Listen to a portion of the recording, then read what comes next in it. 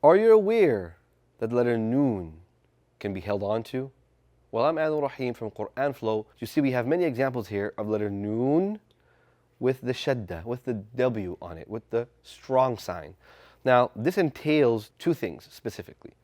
The first is you want to ensure that you're holding this sound, okay? And you're going to hold it for 2 counts. What do I mean by hold and what do I mean by counts?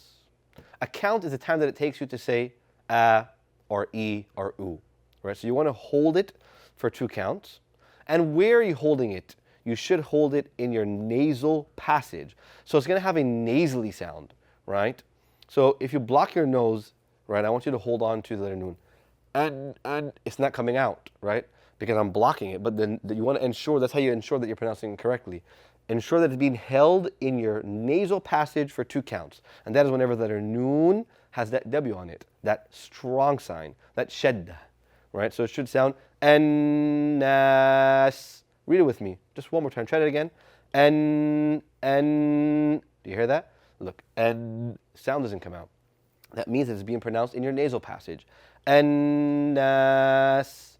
An-Nas. Beautiful job. Now let's do a practical application of this, and let's recite Surah An-Nas together, as we have many examples of this rule being applied here. أعوذ بالله من الشيطان الرجيم بسم الله الرحمن الرحيم قل أعوذ برب الناس ملك الناس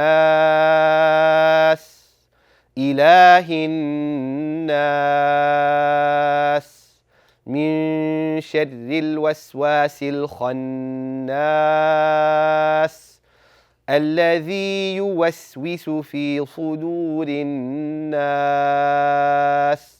من الجنة والناس.